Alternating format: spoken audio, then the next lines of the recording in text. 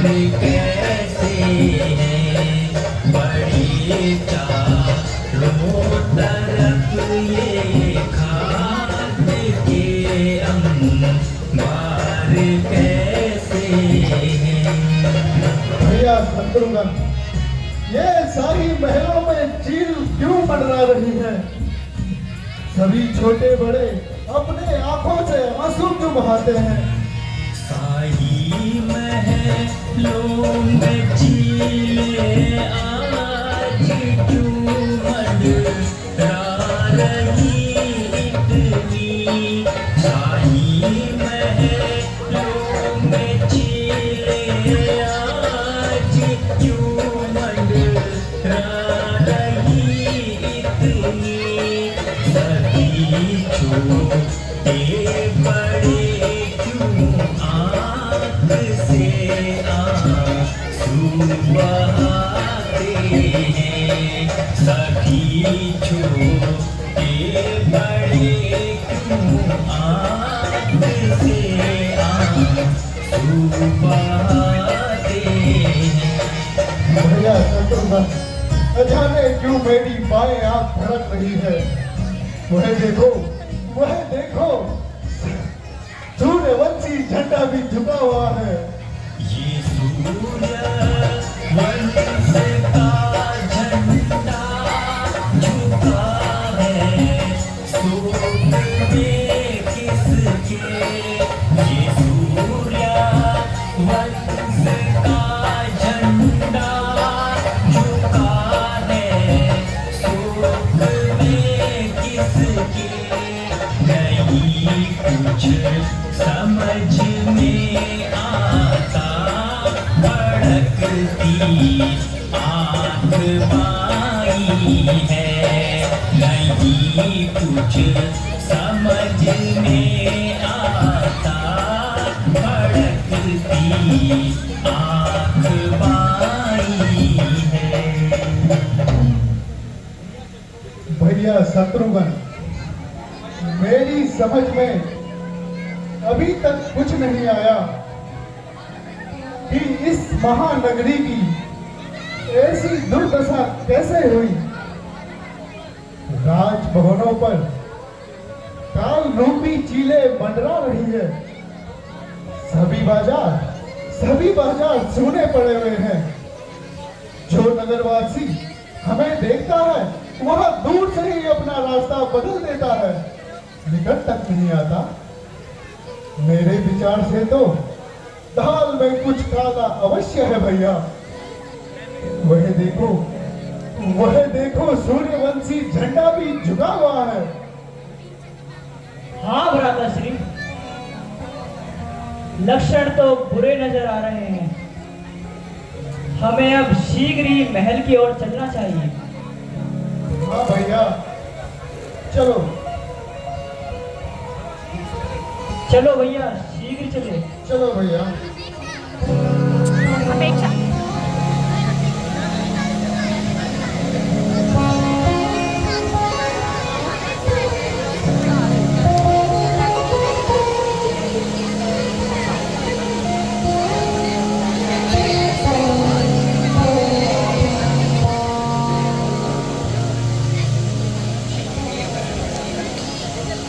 माता जी प्रणाम। चिरंजीव मेरे लाल।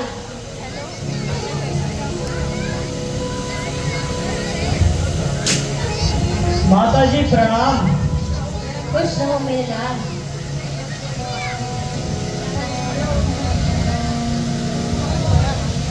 कहो भरत, कैसे हो? मामा नानी सब अच्छे तो हैं? हाँ माँ, वहाँ सब कुशल से हैं। माँ, आज पिताश्री कहीं दिखाई नहीं देते। भैया राम और लक्ष्मण भी कहीं नजर नहीं आते। नगर की स्थिति भी कुछ ठीक नजर नहीं आती माँ। क्या बात है माँ? बेटा, कुछ जलपान ग्रहण कर लो, फिर सब बता दूंगी। माताश्री। बेटा, लंबे सफर से लौटे हो, थकान होगी, कोई जलपान ग्रहण कर लो, थोड़ा विश्राम कर लो, फिर धीरे धीरे मैं सब बता दूंगी। माँ, मुझे थकान की कोई चिंता नहीं है। मैं आपसे पिताश्री के बारे में जानना चाहता हूँ और आप कह रही हैं धीरे धीरे सब कुछ बता दूंगी। मैं आपके कहने का उत्तरायित नहीं समझा माँ। शोक, क्या हुआ माँ? क्या हुआ माँ? महाशोक, क्या हुआ माँ? क्या हुआ माँ? तुम्हारे पिताश्री का हाँ हाँ बोलो ना माँ, क्या हुआ पिताश्री को? तुम्हारे पिताश्री का स्वर्गवास हो गया है। स्वर्गवास? पिताश्री का स्वर्गवास? पिताश्री का स्वर्गवास?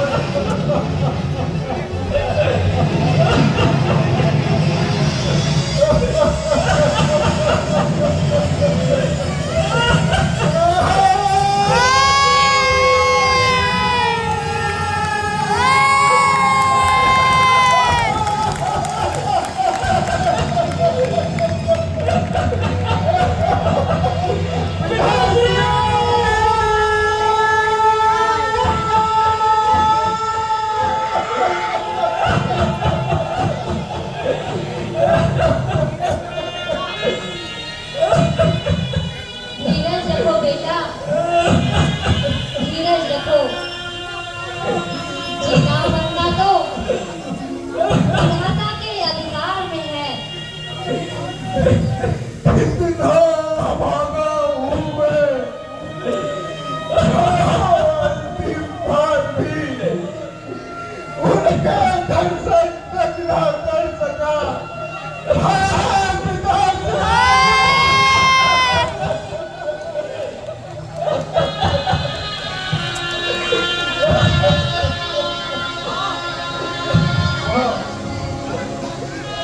पिताश्री को कोई रोग हो गया था। नहीं पुत्र, ऐसा तो कुछ भी नहीं। बस राम के वियोग ही उनके मृत्यु का कारण बना। राम का वियोग?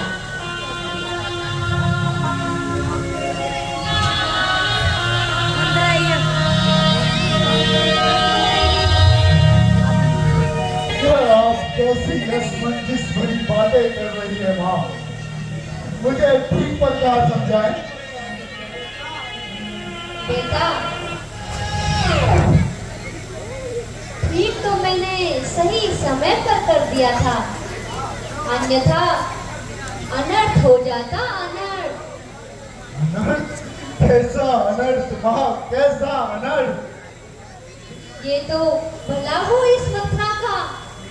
अरे महाराज तो तुम्हें तुम्हारी अनुपस्थिति में राम को राजा बना रहे थे। ये तो भला हुआ इस मथुरा का जिसने मुझे सही समय पर सही सलाह दी। सलाह? कैसी सलाह माँ? बेटा, महाराज ने किसी समय मुझे 2 वरदान दिए थे। मैंने शुभ अवसर जानकर उनसे दोनों वरदान मांग लिए। एक में तुम्हारे लिए राज्य और दूसरे में राम के लिए 14 वर्षों का वनवास।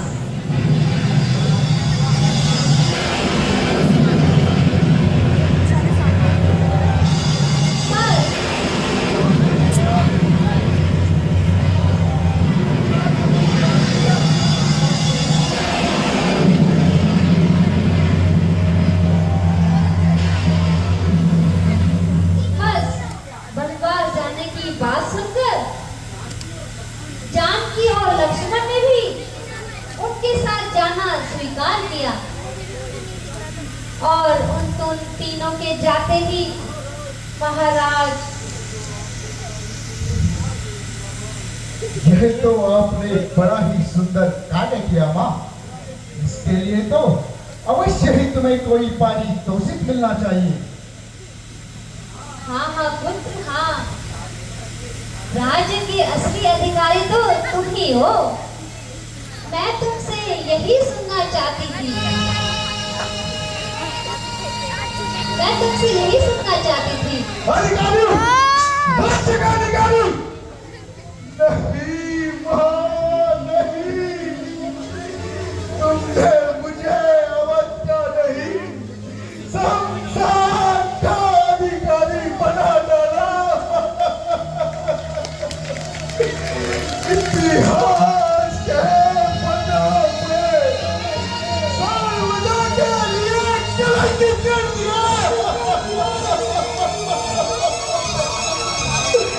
इतना सब कुछ पा लेने के बाद भी तुम्हारी लालसा समाप्त नहीं हुई। जो तूने अपनी मांग का सिंदूर तक मिटा डाला। अरे अरे अपने हक को पूरा करने के लिए खुद को विधवा बना डाला और इस भाई को सर्वदा के लिए शत्रु के नाम से कलंकित कर डाला। भैया राम, भैया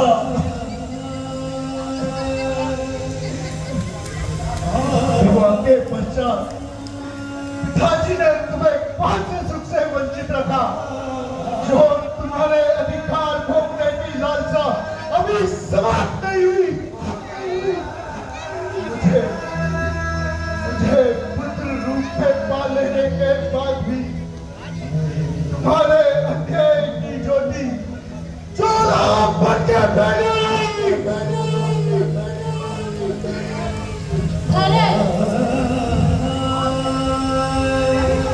यही तो जीवन का सम्मान है। जीवन जीवन यदि किसी एक का ही श्रेष्ठ होता तो रचयिता को माया के संयोग से संसार की रचना न करनी होती। जीवन जीवन तो माता कौशल्या और माता सुमित्रा भी जी रही है, जहाँ उनके अधिकार भोगने की लालसा, जहाँ उनके अधिकार की ज्योति भैया राम, लक्ष्मण। पुत्र, हर किसी की सोच एक सी नहीं होती। क्यों तू मुझसे व्यर्थ में उलझ रहा है?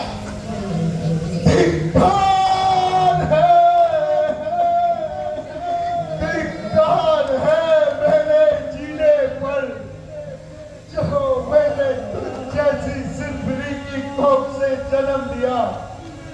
तूने इस रघुवंश को, इस अयोध्या नगरी को अपनी हट की ज्वाला में झोंक दिया। पुत्र,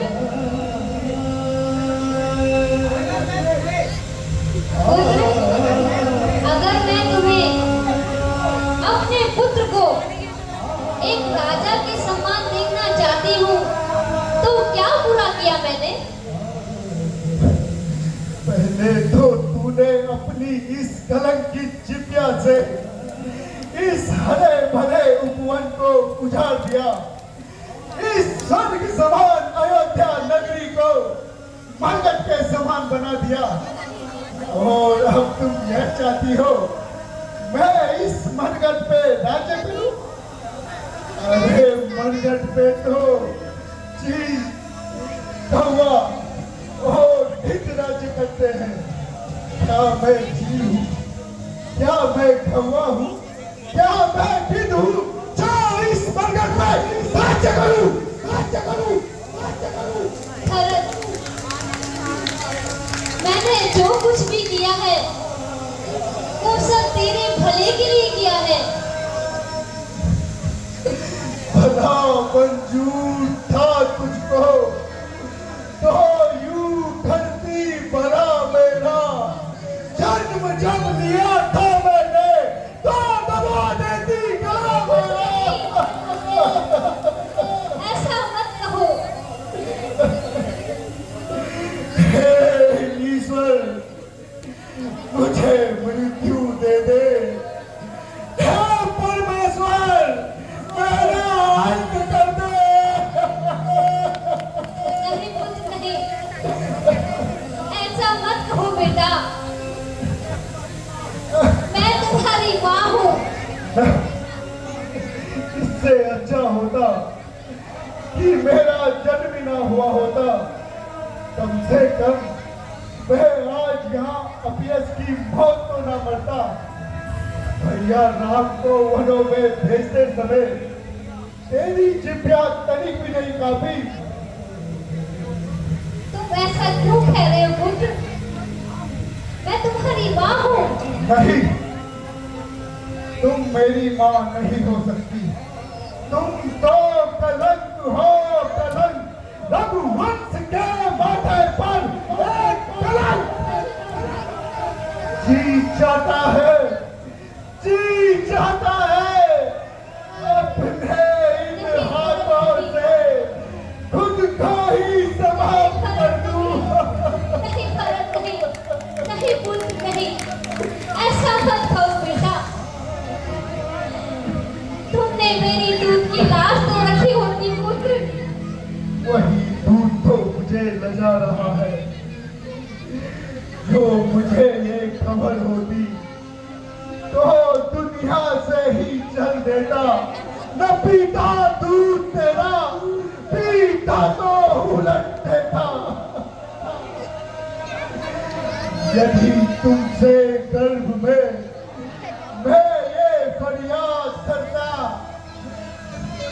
वो मुझे फल देता, बदल देता तेरी को, या मुझे ही बदल देता। नहीं भरत नहीं, ऐसा मत कहो। जो कुछ होना था वो तो हो चुका है भरत। उसे लौटाया तो नहीं जा सकता। बस धैर्य धारण करो पुत्र और राज्य हित के लिए कार्य करो। क्या करूं? जरा भी नहीं। बस बस हो चुका होना लिखा था। अब हमारे भाग्य में राम का सेवक चला। अब राम के राज्य में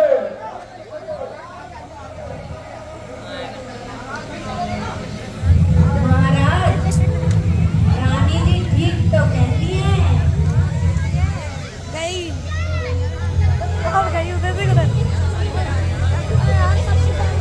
ये पता नहीं